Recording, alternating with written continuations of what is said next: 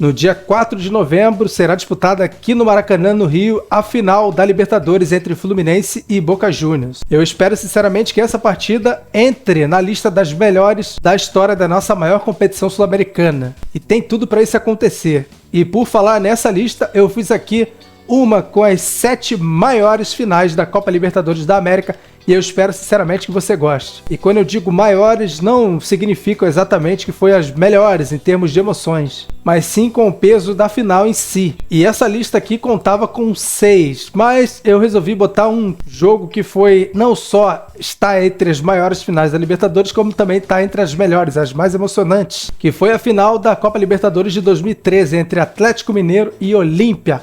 O Galo sonhava com seu primeiro título de Libertadores, já que o Cruzeiro já tinha 2. E tinha até sido vice-campeão recentemente. Então o Galo do Ronaldinho, do Jô, do Cuca e etc., e especialmente do São Vito, contava com esse título e chegou até a grande final para enfrentar outro gigante aqui do nosso continente, que foi o Olímpia. E olha, o Atlético Mineiro teve, principalmente naquela parte do mata-mata, emoções fortes, porque o time sempre perdia o primeiro jogo, sempre tinha que virar, reverter na volta, e na final não foi diferente. Tanto que o time perdeu para o Olímpia no Paraguai na ida por 2-0 com gol do Silva e do Pitone dos acréscimos do segundo tempo, mas aí teve que fazer a reviravolta no Mineirão e quando todos achavam que essa tal resiliência do Galo tinha acabado, veio o Jô no primeiro tempo e veio o Leonardo Silva nos minutos finais e levou o jogo para a prorrogação.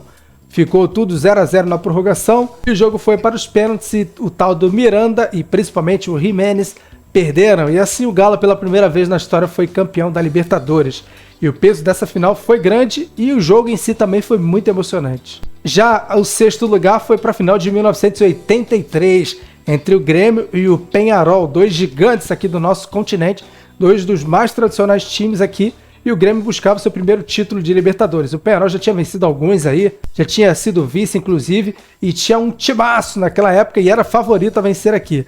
E o primeiro jogo no Paraguai foi 1-1 com gol do Tita para o Grêmio e o Morena para o Peñarol.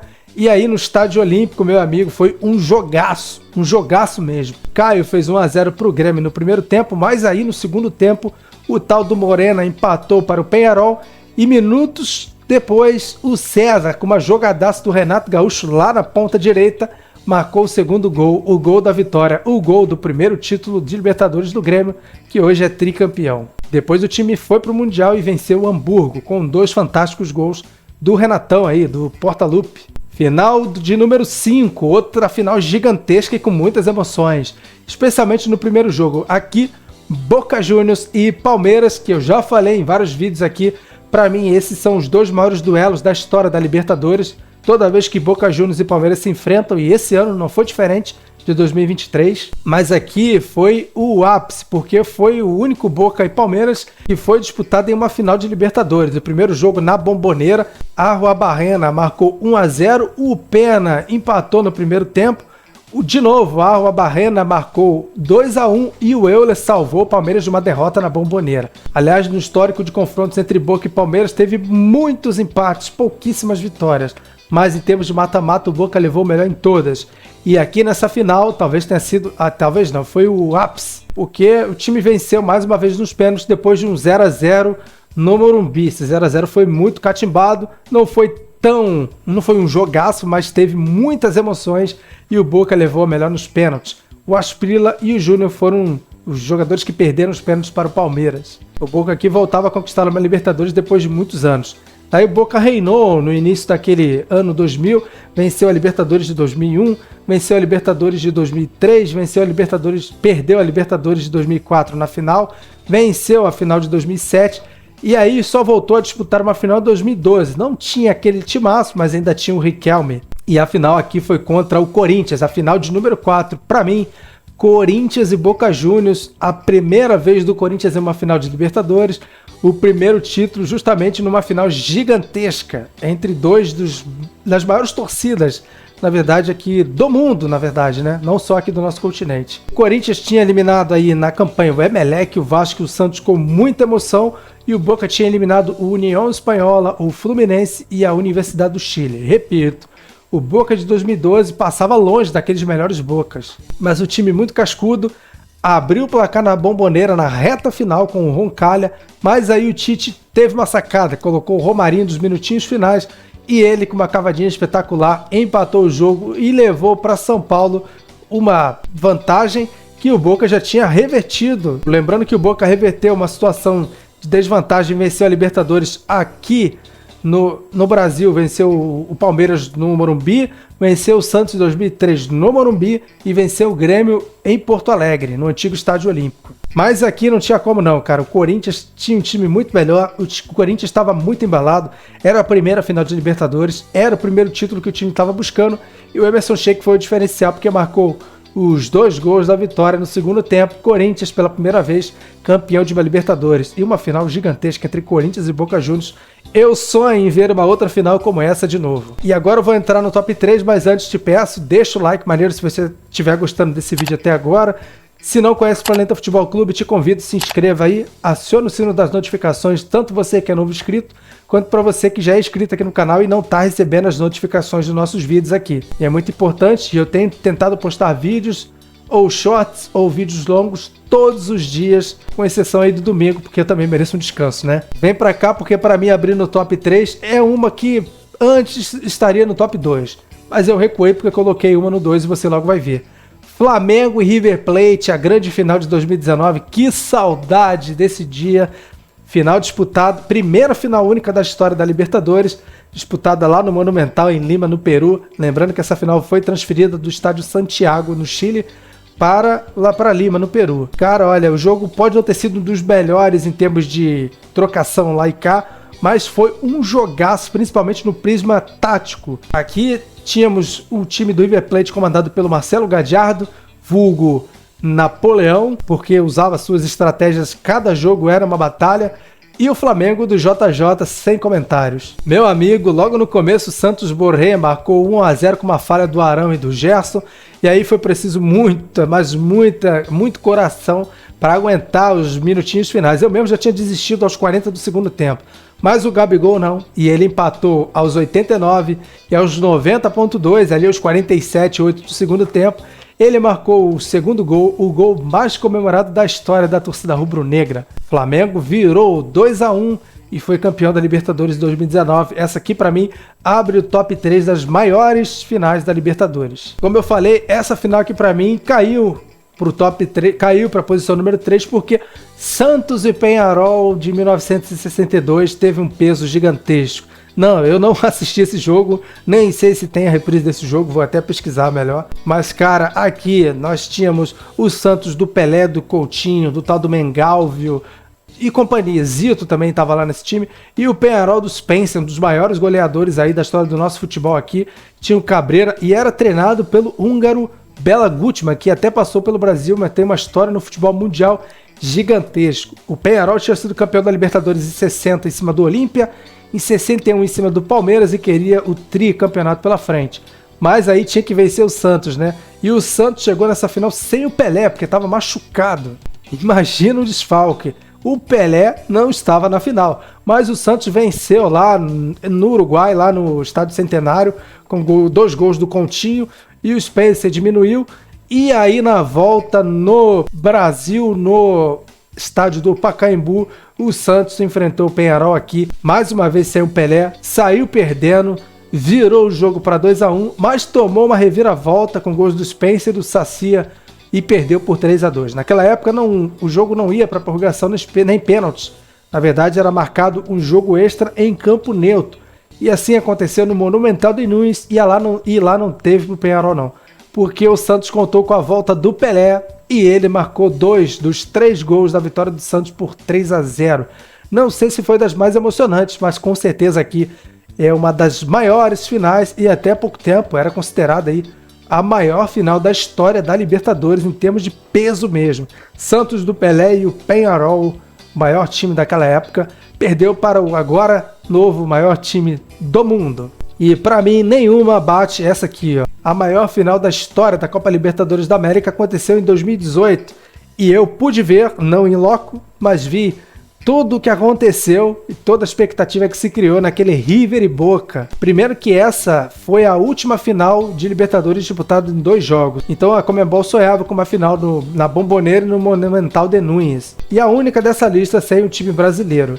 E a Conmebol sempre sonhou com essa final. Sempre sonhou com uma final entre Boca e River. Já criou, inclusive, aí mecanismos para tentar fazer isso acontecer. Não deu certo, mas dessa vez aqui não tinha como escapar. O Boca, treinado pelo Schelotto, grande ídolo lá do time, campeoníssimo no início dos anos 2000. O time do Schelotto penou lá no Grupo H, ficou em segundo lugar atrás do Palmeiras, um dos piores classificados entre todos os 16 que foi para as oitavas. O River Plate, treinado pelo Galhardo, talvez o maior ídolo da história do River Plate, liderou o grupo do Flamengo. E no mata-mata, as coisas parecem que mudam para os times argentinos, principalmente o Boca Juniors, que com o time inferior conseguiu eliminar o Libertad do Paraguai, o Cruzeiro, e deu o troco no Palmeiras, que tinha perdido na Bombonera na fase de grupos, mas aí na semifinal não teve como. Benedetto entrou em ação e o Boca voltou a disputar uma final. Já o River eliminou o Racing, o Independiente e o Grêmio, uma reviravolta nos minutos finais na Arena do Grêmio, e assim se credenciou para jogar a grande final, para mim a maior final de todas da Libertadores, River Plate e Boca Juniors. Mas calma que a história só vai começar. Antes, vou te convidar você a fazer um passeio, um tour aí pelas playlists aqui do Planeta Futebol Clube. Você vai poder assistir aí playlists que falam sobre futebol de seleções, sobre a Copa do Mundo, a playlist replay das Copas, sobre o Mundial de Clubes, futebol europeu, Champions League, campeonatos estaduais, Copa do Brasil e, óbvio, aí a playlist da Libertadores. E se você não sabe, o Planeta Futebol Clube não se resume ao YouTube. Temos também Instagram, Facebook, TikTok, Kawaii. Tinha até um blog, no momento ele está desativado. Temos uma loja digital, oferecemos cursos, temos parceria com a Betfair. Eu vou deixar o link aqui em cima, também vou deixar lá na descrição para você conhecer os nossos trabalhos. Então vem cá, porque essa final aqui foi marcada para o dia 11 de novembro de 2018, aliás, 10 de novembro de 2018, no sábado. Mas ele foi adiado por causa de fortes chuvas, então o jogo teve que ser decidido no domingo. Aí já começam os entraves dessa grande final.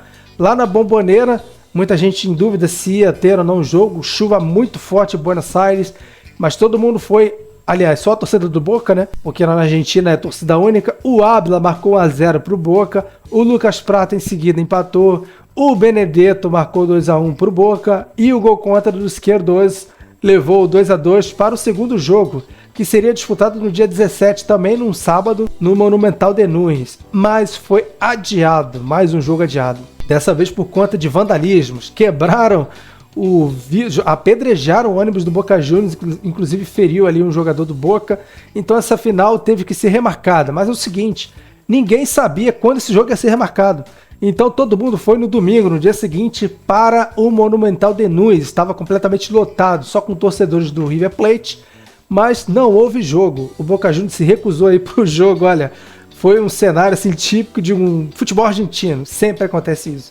Especialmente numa final que nenhum dos times ia aceitar perder. E aí, com tanto marca, remarca, a Conmebol, junto com o Careca, lá o Infantino da FIFA, resolveu fazer a final dos sonhos em Madrid, lá na Espanha, e o sonho da Conmebol se realizava. Levar um jogo, uma final de Libertadores, um River e Boca para o mundo todo ver, tanto que mudaram até o horário, e no estádio do Real Madrid, o maior clube do mundo. A Conmebol estava completamente realizada.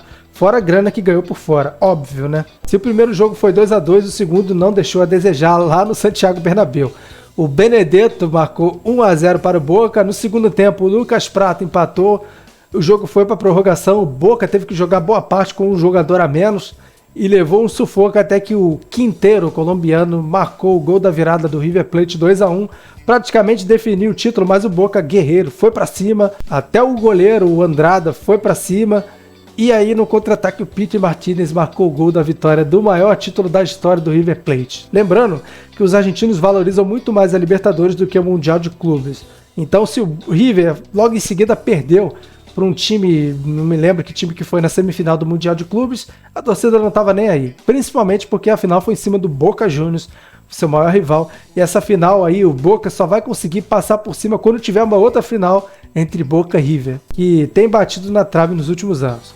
É importante também citar algumas finais aí que poderiam entrar nessa lista, como Santos e Boca de 63, Independiente e Grêmio de 84, Inter e São Paulo, também uma grande final em 2006, Boca Juniors e Grêmio 2007 com o show do Riquelme, LDU e Fluminense também está entre as grandes finais aí com reviravoltas absurdas em 2008, e também o Palmeiras e Flamengo em 2021 foi também uma final esperada, mas para mim não vai conseguir entrar nesse top 7 das 7 maiores finais de Libertadores.